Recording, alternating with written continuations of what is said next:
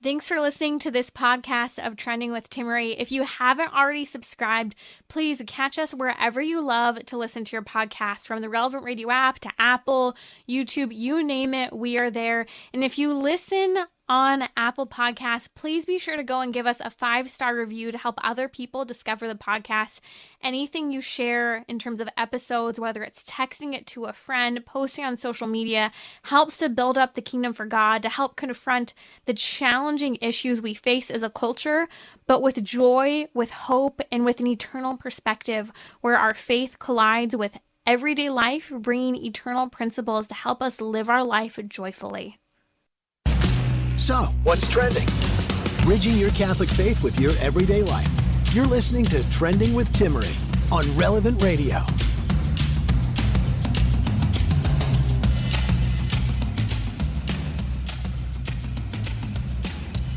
Welcome to our weekly Gentleman's Hour here on Trending. I hope everyone had a superb Independence Day. We enjoyed our first, we had a Midwestern 4th of July last year. Fireworks were incredible. I think people were making up for all of the lost time with COVID. They really put on a display. But this year we did our own fireworks. Now, being a Southern California girl, and I guess playing by the rules, we've never had this level of fireworks. And it was pretty incredible to see just having fireworks in your own backyard, especially coming from fire territory in California. I kept looking around thinking, is this safe? But it was very exciting. We had a nice downtime with the family. Okay, I have to share a moment of gratitude, but before I do, it's our weekly Gentleman's Hour today on Trending. And I mentioned last week, there's been a significant increase in the number of men seeking out vasectomies. You know, snip, snip, cut it off, taking care of business, so-called. Well, reports are showing since last week a 900% increase in vasectomies. So we're going to talk about the urologist's dirty little secret when it comes to vasectomies, what you need to know, and also understanding the Catholic perspective on so-called family planning and vasectomies. But it also brings to mind a greater question. Why is being a father a good thing to begin with? And how do we convince and foster in young men today the desire to be dads? I'd love to hear from you, actually. Men, especially, maybe you're on the fence and don't really want to have kids, or maybe at some point you didn't want to have kids, gentlemen. What changed your mind about having children? You can share on social media or give me a call. Number's 1-888-914-9149. I would love to hear from you. Tons of responses have been flooding in all day, especially on Instagram. So I'll be eager to share some of those with you and hear from you. Gentlemen, why didn't you want kids at some point? Why don't you want kids now? And if you changed your mind about having children, what changed your mind? Okay, before we get to vasectomies, because I know that's really what you want to talk about today, we're going to talk about, really, I'm so grateful.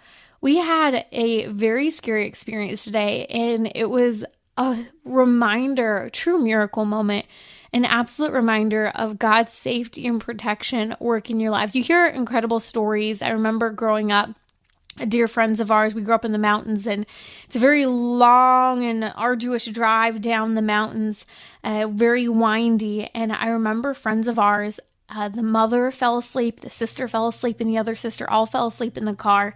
And there's this incredible story about their guardian angels and making it safely down the hill and being totally safe in the midst of all of them falling asleep in the car.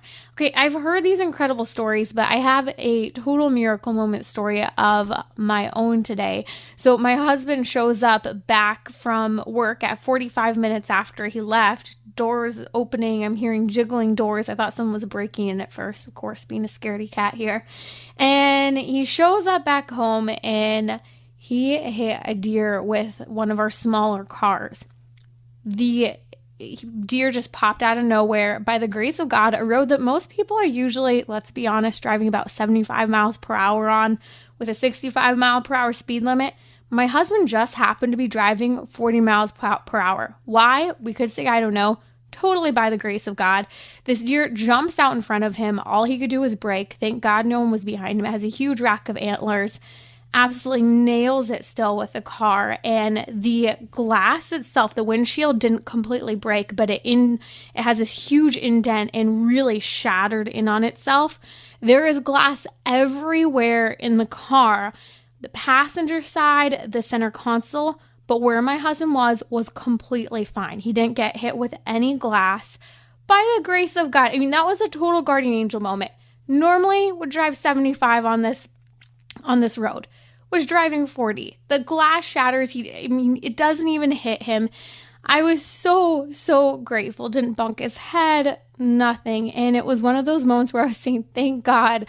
It's a reminder to be grateful for what you have, a reminder of truly divine intervention, angelic intervention, intervention of our saints, especially those whom we have entrusted our lives to. I've been thanking Mother Mary, St. Joseph, of course, our Lord Jesus Christ, our guardian angels all day. But I was so proud of my husband because, of course, he's a regular goes to confession regularly. But he said, oh yeah, I went to confession on my way home from work today. It's always a good reminder. We shouldn't necessarily have to have a life-changing or life-threatening event that takes us to confession. We should be prepared to go any day, whether it be to heaven or also to go to confession when we need to. Not necessarily always waiting to have committed a mortal sin. You don't have to commit a mortal sin to go to confession. It's great to go to confession even if you've only committed a venial sin. You're listening to Trending with Timmerie here on Relevant Radio. That's my miracle moment for today. Okay, so there's been a 900% increase in vasectomies. Fascinating. Urologists nationwide are reporting this as pretty much an immediate response to Roe v. Wade. Men going and signing up to get snipped, in other words. I remember the first time I actually heard women regularly talking about their husbands obtaining vasectomies, and I was absolutely horrified. I was horrified. I remember I was teaching a Pilates class, and one woman just says, oh yeah, my husband got snipped today, and then a couple other ladies say, oh yeah, mine too, a couple of years ago, or this and that. And I'm sitting here thinking, how humiliating for these women to be talking about this, about their husbands in this way. So that was my first reaction. But then second, I really was kind of thinking, do men just talk about women, going on birth control and talking about it so blasely as if it's not a big deal at all? Well, at that time, this was probably about 8 or 9 years ago, I started looking into vasectomies because I was curious but from two perspectives. One, of course, understanding that the Catholic Church has a big no to vasectomies. It's in opposition to the gift of life and being open to life, but it's also in opposition to the union we're called to as spouses in intimacy. There's a union that can't occur as God created it to actually occur. And so as I was following kind of some of the interesting stories, I've shared before that I have various autoimmune diseases and food allergies. Well, I started coming across all of this research on vasectomies, and it truly is the dirty little secret of the urologist community.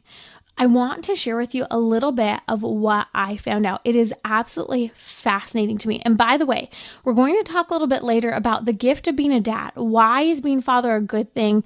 And what can we do to foster the idea and desire for fatherhood in men, young and middle-aged today, who have maybe been turned off to it? The number is 1-888-914-9149. In fact, Joseph from Lodi, California is calling now to share about why he wasn't open to children. I want to hear, did you want kids at some point? What changed your mind about having children? Joseph, please share. Thank you, Timmerie, for what you do. First of all, I wanted children, so I want to set that straight. We were married in the Catholic Church. We were open to children. But I had an inner selfishness to have a year with my wife without, just have intimacy with her. But after 6 months of our marriage, she became pregnant, and I kind of was sort of disheartened by it a little bit. And I remember when she came over and told me she was all excited, and I didn't not, I tried to be excited too. But the life changer was, and it was, I'm very pro-life, Timmerie. My family's been pro-life. My mother pro-life staunch, and I was raising that, and I even did sidewalk or praying at the abortion facilities, and in that, I was very open to life. We didn't contracept or anything like that, but you still didn't want children, right? Yeah, well, I was apprehensive. I mean, I wanted children, but I didn't know what it was like till I saw one born, and that was the life changer for me. It was such a miraculous feeling, and I share that with young guys or young couples, and then they're because to encourage them, because until you experience it, it doesn't make it. It's kind of, we're self-centered, but once you experience, or at least I did, it melted me. My life hasn't been the same since, and being more, even more loving of that gift that God gives us to procreate. It's an absolute gift, Timmerie, as you well know, and it's indescribable to be able to. How many children do you have, Joseph? We have 6, Timmerie.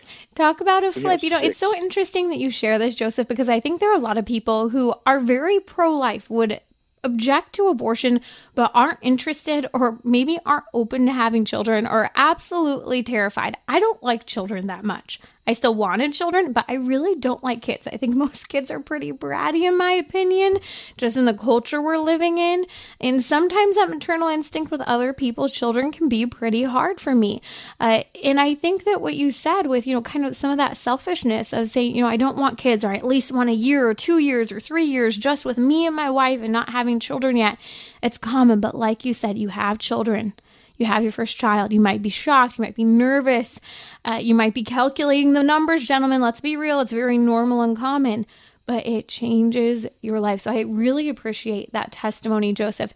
The number's 1-888-914-9149. Gentlemen, did you at some point not want children and change your mind about having kids? I would love to hear. Do tell. Either give me a call or on social media now, you can share. This is relevant because there's been a 900% increase in the number of vasectomies occurring since Roe v. Wade.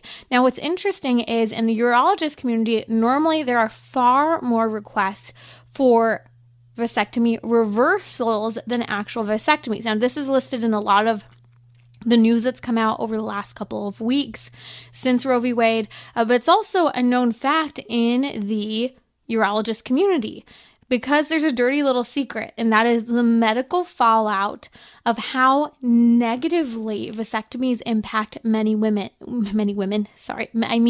men. In fact, I see statistics, they vary, but there's really showing about 33%. So about 1 in 3 men who go through a vasectomy have very serious health consequences and pain that last a very long time, and if not, until they outright go forward with having a vasectomy reversal. Now, they're not always successful. They are possible. Now, there are 2 reasons why many people change their mind about vasectomies and do the reversal. One is a medical fallout that really impacts at least 1 in 3 men. Second is many men later on change their minds about wanting to have children. In fact, an acquaintance of mine some years ago shared his story about how he and his wife had decided they didn't want to have any more children. Well, lo and behold, years later, he has his come to Jesus moment, this massive conversion back to the faith of his childhood, and he realizes the Catholic Church's call to be open to new life is a good thing. In fact, the way he and his wife had been not open to life by the vasectomy and the fact that they were not engaging in proper marital union because of the union of the spouses and the pleasure that occurs is totally different. In fact, we'll get into some of that, but many men struggle with everything from ED to experiencing pleasure and intimacy when they go through with a vasectomy. And that's not the way God created it to be. He didn't mean for it to be a struggle, but when we try to change how God created the body to function, this is the fallout we're experiencing. In fact, you can check out the International Center for Vasectomy Reversal. They have a ton of information. Their website is dadsagain.com. Now, you don't just have to be a man desiring to be a dad again, but even just someone wanting to learn more about the aftermath and impact of vasectomies. But here are some interesting things. I'll post links in the podcast notes for today's show to some of these resources if you want to dig a little further. Now, medical doctor Sheldon Marks wrote a great piece for the International Center for Vasectomy Reversal. Talks about how vasectomy reversals cost anywhere from $800 to over $80,000. The usual vasectomy reversal cost is about $8,700. That's actually what their international organization charges for vasectomies, and they have a 99.5% success rate. Now, this is important because a lot of people will seek out vasectomies, but you kind of pay for what you get. And so it's important that if this is something that maybe you or someone you know has been through, to really do your medical homework and to have proper medical care done. Now, as I was doing research a couple years ago on vasectomies, I came across various online chat rooms, places such as Reddit, where people were coming out sharing their experiences about vasectomies, in a place that I think many men otherwise might feel a little uncomfortable sharing, but here finally found a place. Now, it's been interesting because some of these articles on Reddit have been booming over the last couple weeks. In fact, many men, young men in particular, who were going in thinking about having a vasectomy, whose minds completely changed after reading this Reddit stream. In fact, we'll post a link to the Reddit stream on social media because you need to read this about much of the fallout and pain that so many people experience. At the end of the day, even after a couple, 3 surgeries later, what many of these men find is the best thing to do is go forward with a vasectomy reversal, going back to the way God intended the body to function. Well, why is there such a fallout from vasectomies? Well, let's be clear. Just like there's an aftermath for women who take hormonal birth control, and we chemically alter our bodies, the same thing is happening for men. I think the bottom line question is, what happens to the sperm? The body still produces sperm. We'll get to that in just a second. Now, you can check out the Population Research Institute. They have some great information on the side effects for vasectomies for men. Now, this is important because what we do is when we take the design for the human person, the proper function of the body, and try to thwart, change, or manipulate it, there's a fallout. Kevin Hauber is the author of If It Works, Don't Fix It, What Every Man Should Know Before Having a Vasectomy. It's a book that you can pick up. We'll post a link to that book on social media, actually. We'll make sure we get that up. Patrick will post that for us. So here's the deal. Again, I mentioned earlier about 1 in 3 men experience some form of long-term post-vasectomy pain. Now, what's interesting is when a vasectomy occurs, men still produce sperm at a rate of about 500,000 cells per minute. So the question is, what happens to all of these sperm cells that are still being produced in high quantities but are not being released anywhere? Well, sperm cells build up pressure in the epididymis portion of the testicles, which eventually leads to a rupture from the pressure. Now, where does that go? Well, sperm naturally are quite active and have very strong enzymes that make them capable of doing such things such as penetrating the outer layer of the cell. Or if you didn't know this, fun fact, if a woman's been sleeping with multiple sexual partners, the sperm actually fight each other and try to kill each other off. They're actually a very, very, very potent, strong, and active cell. So what happens when vasectomies occur is that it actually leads the rupturing of the blood-testis barrier. So the blood-testis barrier is completely ruptured with a very strong power through breaking through the tissue. So what happens is a man's immune system is not accustomed to active sperm inside his body. It's meant to be extracted or leave the body, leave the the bloodstream, but instead these sperm are now in the bloodstream. So what happens is that the body kicks into an autoimmune response. Kind of the way autoimmune disorders work, we understand that the body creates antibodies rejecting whatever it's having an autoimmune reaction to. So what's happening in this case is the body's having an autoimmune reaction attacking, going after the sperm. So the body in a traditional autoimmune response starts to reject itself. Medical doctor H.R. Roberts, who is a huge advocate and has been researching the issue of vasectomies for 25 years, says no other operation performed on humans ever approaches the degree and duration of multiple immunological responses that occur in the post-vasectomy state. He calls this the dirty little secret of the urology trade.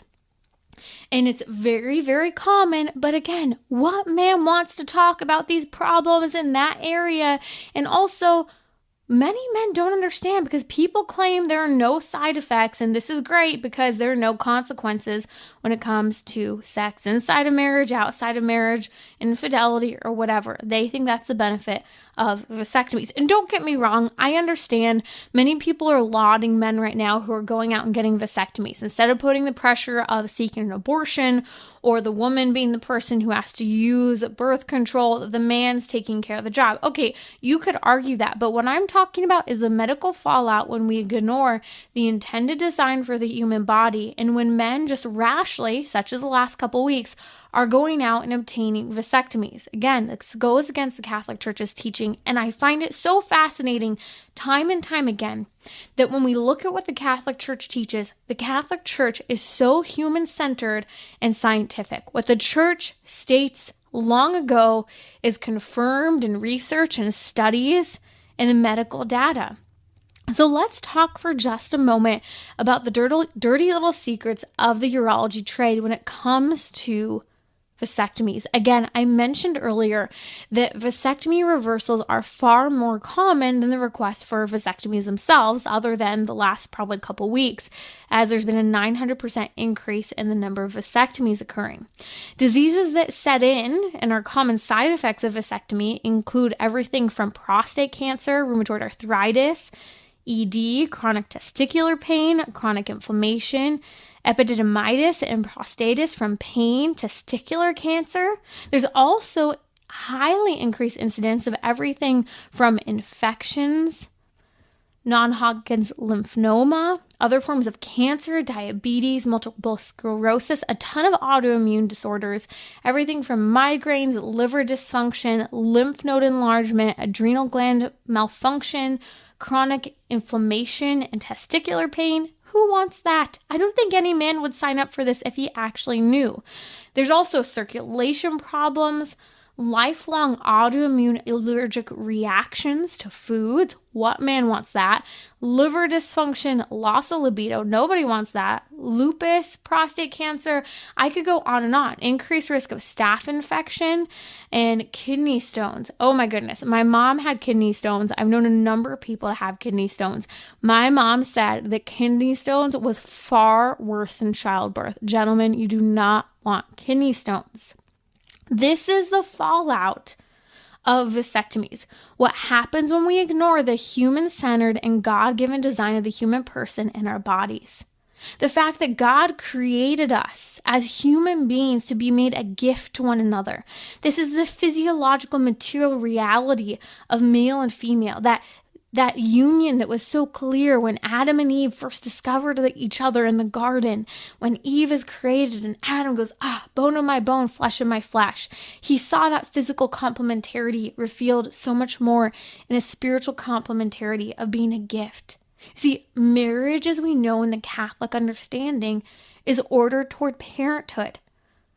Once you marry, you're called to procreate, that is to have children and to educate them. Why?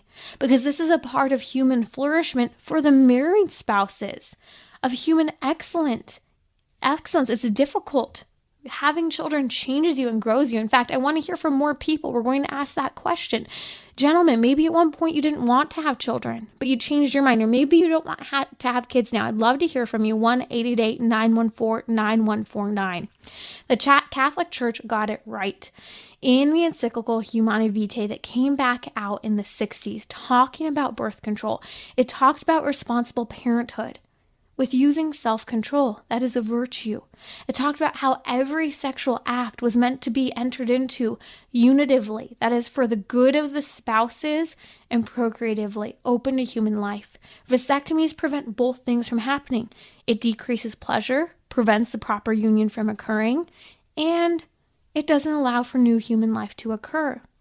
When we reject the gifts we are meant to make with our lives, that total self-sacrifice, we implode on ourselves. And in the cases of vasectomies, this is literally what's happening, an implosion in the body causing all of this medical fallout that no one's talking about. This self-implosion from an attempted modification of the purpose of life rather than self-sacrifice that we're called to. I think of St. Paul's letter to the Ephesians in chapter 5 when he talks about how husbands are called to love their wives as Christ loved the church and gave himself up for her, that he might sanctify her, having cleansed her by the washing of water with the word, that he might present the church to himself in splendor, without spot or wrinkle or any such thing, that she might be holy and without blemish. Gentlemen, this is the great mission you are called to. This is how you're meant to find a spouse. Who are you willing to die for? Who are you willing to give yourself totally for? This is what we need to foster in men today. We're going to talk about why it's good to be a dad, how to foster that in men today, that desire for fatherhood. And I want to hear from you, gentlemen. Maybe at some point you weren't interested in having children, but then your heart changed. Give me a call, 1-888-914-9149, or share now on social media.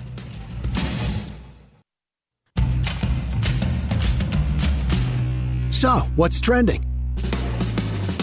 Bridging your Catholic faith with your everyday life. You're listening to Trending with Timmerie on Relevant Radio and the Relevant Radio app. I'm fascinated by this topic. Gentlemen, it's our weekly Gentleman's Hour. We're talking about the snip 900% increase in men seeking out vasectomies since the overturning of Roe v. Wade and the decision of abortion being returned to the states. I am really intrigued. If you have a story, please do share. The number is 1-888-914-9149. Gentlemen, if you didn't want children at some point and changed your mind, what changes your mind? I'm very curious. I've been hearing from people all day on social media. You can call me or post now on Instagram, Twitter, Facebook, wherever. I'm there. Just follow me at Timmerie, Timmerie, and share your story. By the way, on the topic of not wanting children, but also the link to vasectomies, heard from two people who called in, weren't able to stay with us. Brian from Sacramento said, I had a vasectomy and I know the damage that it does. He said, it may not be visible, but it affects your marriage. He said, I don't think many physicians know this and how it affects many men in terms of how they think about sex. He said, we got divorced and that is the vasectomy, was the start of the problems. See, what's interesting is that 1 in 3 men who have vasectomies have long-term pain and other medical fallouts from the vasectomy. But how many people have been negatively impacted in their marriages and relationships? From Wisconsin, Thomas also commented saying that he too had a vasectomy at a very young age, and he also experienced tremendous emotional loss. He said he tried to repent. He felt like he had to do it at the time, but he said the whole thing was pretty horrific. You see, I am interested to hear your story. You didn't want kids at some point? Give me a call. What changed your mind about having children? Numbers 1-888-914-9149. Gary from Pittsburgh, Pennsylvania is on the phone now. Would love to hear your thoughts on why you didn't want to have children and what changed your mind. Hello, Timmerie. I did want to have children, and I was not expecting to have as many. I have 6 children, and we do practice natural family planning, and certainly raising a family certainly is very rewarding and has its challenges as well. But I was calling more from the perspective to encourage people that, as you state, the church is right, that we do communicate about where my wife Leah is on her cycle, so it helps to foster that communication. We work together, and it certainly has helped our marriage, and also having the children and raising the faith. We certainly draw closer to God as a result from having the children, and also practicing natural family planning and practicing our faith, going to church, praying as a family, praying the rosary. Excellent. So certainly, and also, too, there's a community of people who have larger families near us, and they homeschool, so everybody most of them so homeschool it's helpful their when it comes to family that, you have these communities of people helping each other, complimenting one another. But you brought up something really important, Gary, and that is, the role of natural family planning. In Humanae Vitae, Pope Paul VI called for something to help families with family that respects the moral law, which in natural family planning, if there's a legitimate, serious, for grave reason to wait for a season, not permanently, for a season to have children or to engage in intimacy that is open to life, that you wait and by abstaining, that way you're still open to life, but you abstain during those periods of fertility for a woman, honoring the woman's body and honoring the natural law and always still being open to human life. I think that, natural family planning is an absolute gift, but we have to be careful in how we use it and understanding it can be a gift for marriages, but also could be used in a way that people aren't open to life. If used permanently, as the church in Humanae Vitae calls it, could be used for a season, not indefinitely. You're listening to Trending with Timmerie here on Relevant Radio. More calls coming in about vasectomies and why people didn't want kids but changed their minds later. We're going to get to that in just a moment. The number is 1-888-914-9149. Joining me now is Todd Sylvester. Todd Sylvester is a Catholic radio host with Archangel Radio in Alabama and was a youth minister for 30 years and is also a father of 10 children. Now, I'm not saying you have to have 10 children in order to be pro-life or be pro-children, but I was intrigued to reach out to Todd Sylvester to talk about this whole idea of why being a father is a good thing, how it changes you as a man. Todd, welcome to Trending. Hey, Timmerie, how are you? I'm doing great. Let's unpack this topic. With an increase in the number of men seeking out vasectomies today and many men running from the idea of fatherhood, why has fatherhood been such a gift for you? Well, I just think it's funny that we even are asking that question. I mean, it's such a natural thing for a man to desire to be a father. Even way back when I was discerning priesthood, when I was in high school and early college days, the biggest struggle for me was to be able to lay down that desire to have children. I mean, that's why even asking the question like, oh, so is it good to be a father? Of course, Timmerie, it is fantastic to be a dad. I absolutely love being both a husband and a father. I mean, even when I was dating my wife, that was one of the first questions that I asked her was like, well, thinking about family size, what are you thinking? And fortunately, she was like, I really want a big family. I'm like, well, praise God. That's where we were heading to. Let's talk a little bit about, you say it's a great thing to be a dad. How has being a father changed you? When you think about the natural createdness of the man, we are supposed to be challenged. We are supposed to be warriors. We're supposed to be protectors. We're supposed to guide and lead. We're supposed to be teachers. These are all natural aspects. When God the Father is the perfect Father, and we're supposed to just be a small glimmer, a mirror image of God the Father. So think about that in the aspect of the role. I love being the protector of my family. I love being the one that is able to keep a roof over their heads. I love putting food on the table. I love having clothes on their back. I love fixing their cars. I mean, all of that is wrapped up in the understanding of what the essence of being a father is. it fulfills a man. It absolutely fulfills them. At the end of the day, when everybody's asleep and the house is quiet and you just walk quietly through the home and you're looking around, you feel utterly fulfilled in being a dad. Does that make sense, Timmerie? Absolutely. I would like you to discuss that kind of a definition that many people will ask the question, are people who have children happier? And many people will say it's not necessarily that you'd argue the emotional sense of happiness that people experience, but what people say who have children is that they're more fulfilled. So can you talk a little bit of what that means to be fulfilled in being a father while still experiencing the woes and the joys of fatherhood? Yeah, but it's all part of fulfilling the vocation. Like I had a conversation with somebody fairly recently where they said, well, it must be great, Todd, having all these kids, because when you get older, you'll have somebody to take care of you. And I stopped him right there. I said, whoa, whoa, whoa, whoa. You got to understand why I had the children. Timmerie, did not have these kids for me. I had the children, not only understanding that this is what God was calling me to, but so that they would have each other.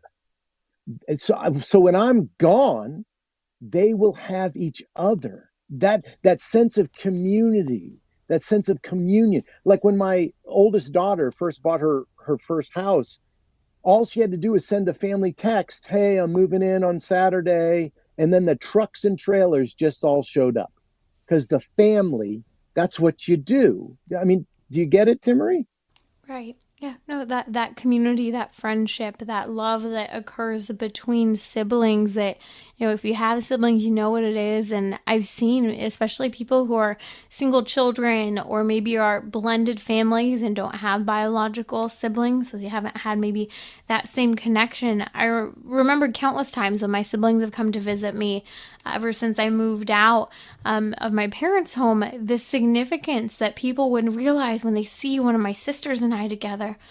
Oh my goodness, are you sisters? And they would be so excited and they'd be asking, what's it like to have a sibling?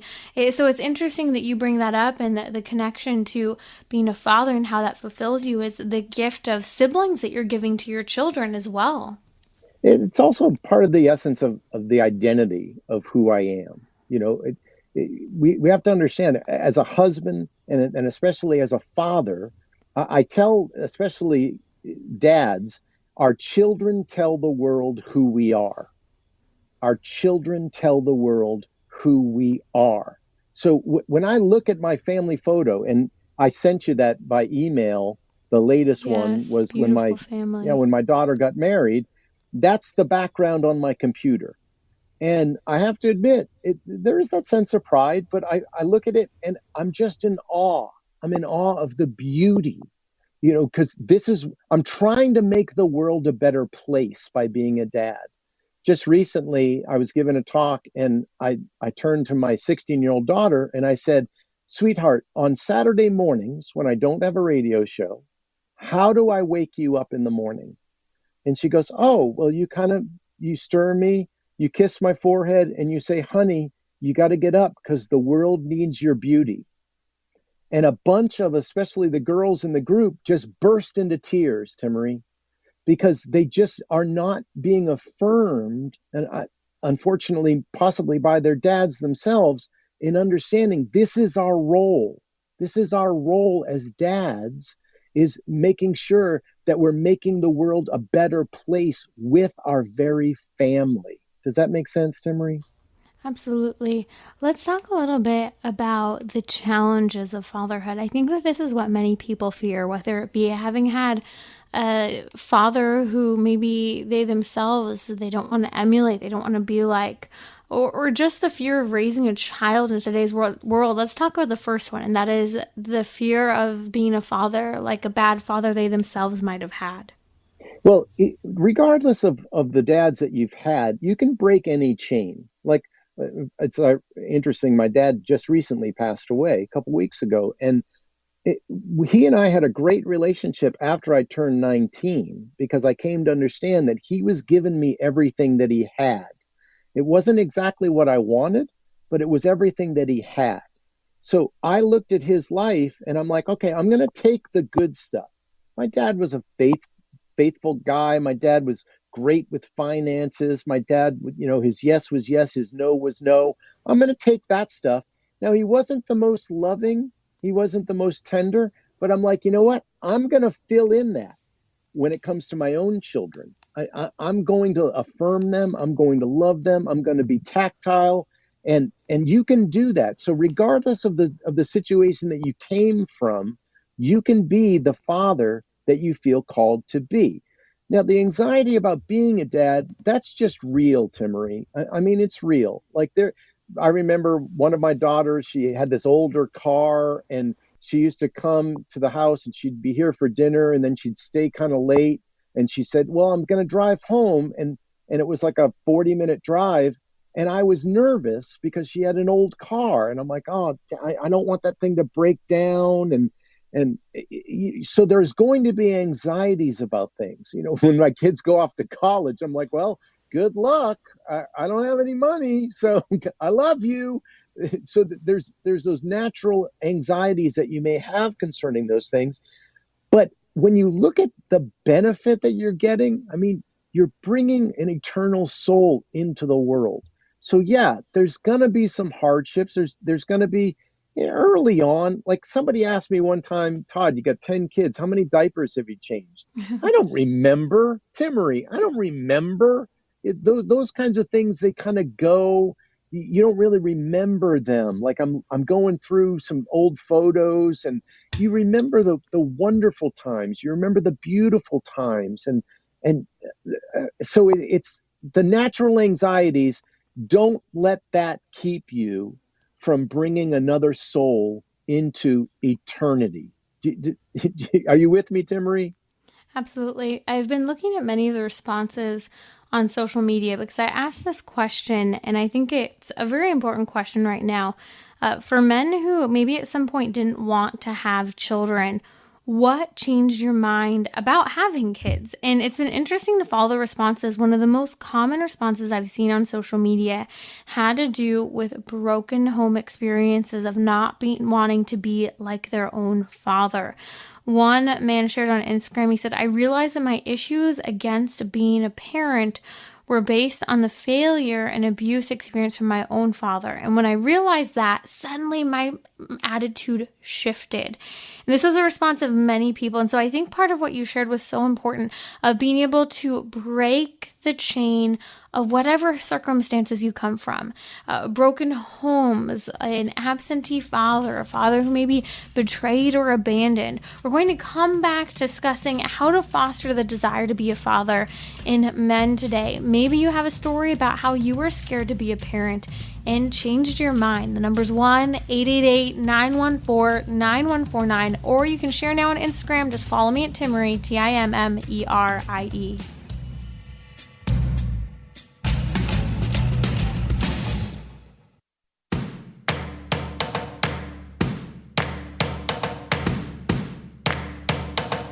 We're talking about what you're thinking about.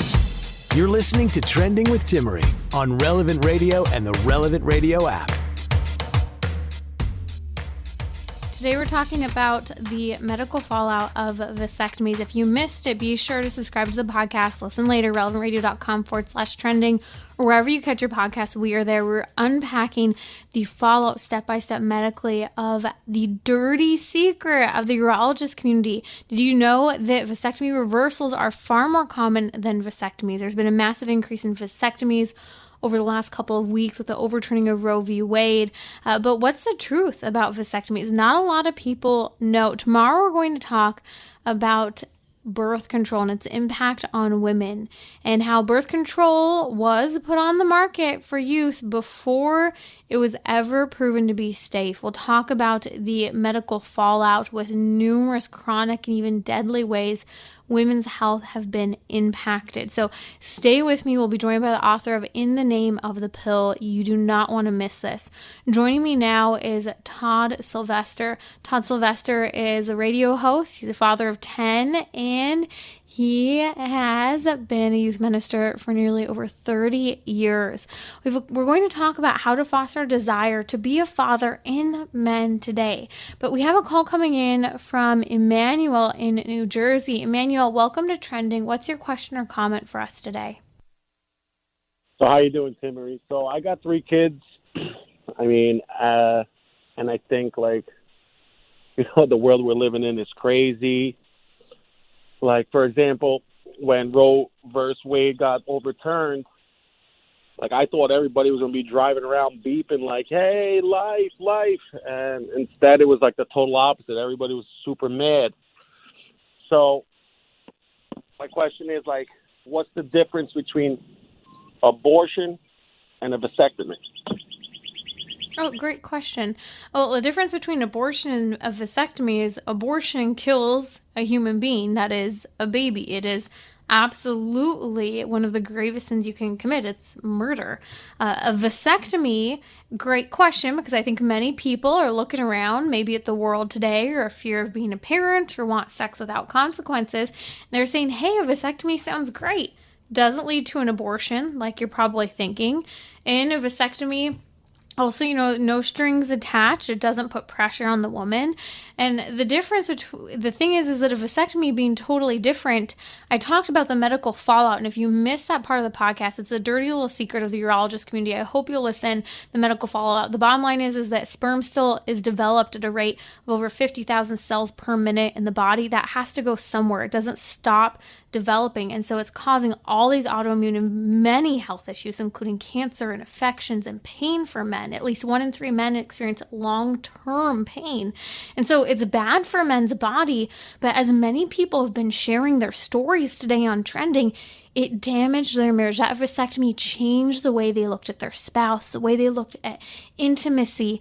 And so what we're talking about is the Catholic Church, Emmanuel, gets it right when it comes to saying birth control, vasectomies that are morally wrong. Yes, they don't kill a baby like abortion does, but they're morally wrong because it damages physically the body and spiritually and morally the interpersonal interactions between the two spouses. Does that make sense?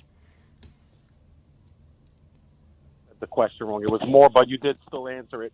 I was between vasectomy and birth control was the question, not between vasectomy and abortion. I'm sorry. Great question. We're going to unpack birth control tomorrow. So a vasectomy could be viewed as a form of birth control because it's preventing babies from occurring. Birth control is usually used hormonally. So it's a hormonal makeup. The 2 main ingredients in birth control are estrogen and progesterone, which are group 1 carcinogens, that is cancer-causing agents. So it's leading to everything from blood clotting and all these health issues. A birth control can function in 2 ways. Birth control can prevent sperm and egg from ever meeting in multiple ways. That's a whole nother topic. But then it can also function as an abortifacient, causing an abortion in the earliest stages of pregnancy. A lot of people like to deny that, but that's just how it works, chemically causing a very, very early abortion. How a vasectomy works is it basically cuts off the capacity for the sperm to leave the man's body. And so that's the easiest way without getting into all the technical jargon. So the sperm is still developing and occurring in the man's body, but it has nowhere to go. And so that's why we're seeing this implosion. What's interesting is that cancer is part of the fallout for women when they take birth control. Well, cancer is part of the fallout for men who are going through with vasectomies. Great question, Emmanuel. I pray for you. Thank you for the gift of being open to life and having your children. If you have more questions on vasectomies, I highly recommend you listen to the full podcast of today's show where we explain the medical fallout of vasectomies and why all these health issues are occurring. At least 1 in 3 men who have a vasectomy have massive medical fallout of long-term pain and side effects. That's not even including the other interpersonal impacts that it has. Todd Sylvester, again, is joining me here on Trending. Todd, you have 10 children. You've worked in youth ministry for 10 years. One of the challenges that we're facing in our culture today is how to foster and speak to building a desire in men to have children. How do you do that? The first thing that we should do is set the example. I mean, it should be something where you enjoy being a dad and you have to show that to the world. Like my oldest son, whose birthday actually is tomorrow, has 4 children. And they were rapid fire. They were very close together. And some people were like, wow, that's a lot of kids in a very short period of time. And he was like, yeah, it wasn't exactly our plan, but obviously it was God's plan. And that, I think, is really where we need to set our focus, Timmerie, is what does God want in this family? Like, we did not set out, my wife and I didn't have a number in our head. We didn't say, oh, we want 10 kids. We just knew we definitely wanted the first child, and then we definitely wanted the second child, and then so forth, all the way through until, quite honestly, it just happened where we aged out and we couldn't have any more kids. So when you talk about vasectomies and birth control and all this other stuff, I'm like, we never had to deal with any of that stuff. We just said, Lord, whatever family size you want for us, because we're trying to make the world a better place. And we absolutely love our children, and we love our family, and we love getting together and gathering. We recently were at a vacation Bible school, and this woman who I'd never seen before in our parish, she comes up to my wife and I, and now, I mean, we only have 4 kids at home, maybe 5 actually. But she comes up to us and she goes, I just want to tell you, your family is so amazing. We're so grateful to have you in our parish. Timmerie, I didn't even know her name. And I'm thinking, I don't know what we're doing. We're just here at Vacation Bible School like everybody else, but we're trying to witness to the world that love, that joy. Do you get what I'm saying, Timmerie? Absolutely. If you were to talk, Todd, to a 25-year-old man today in just, a quick sentence who doesn't want to have children, what's that one sentence, that one liner that you would say to him? Picture yourself 25 years from now. When you're 50, what do you want your life to look like? What do you want your family to look like? What legacy do you want to leave behind? How is it that you can make the world a better place? That's Todd Sylvester, father of 10. We're talking about why to be open to life. Why to be open to being a father even when you're afraid. You can find Todd Sylvester at toddsylvester.com. We'll post a link in the podcast notes for today's show. Tomorrow we'll talk about the fallout of birth control. It was put on the market before it was ever proven safe. I'll explain this experiment and the chronic and deadly ways it's impacting women's health and why it shouldn't be a so-called solution to abortion. This is Timmerie from Trending with Timmerie. This week we talked about the fallout of vasectomies and the impact on men. By the way, it's terrible, but I want to talk later this week, that is Thursday, about the pill. How the pill is linked to so many ailments from breast cancer, lupus, thyroid disease, blood clots, infertility, diabetes, suicidality. We can get into the full list. So join me Thursday for our weekly marriage hour, 6 p.m. Central on Relevant Radio or the Relevant Radio app.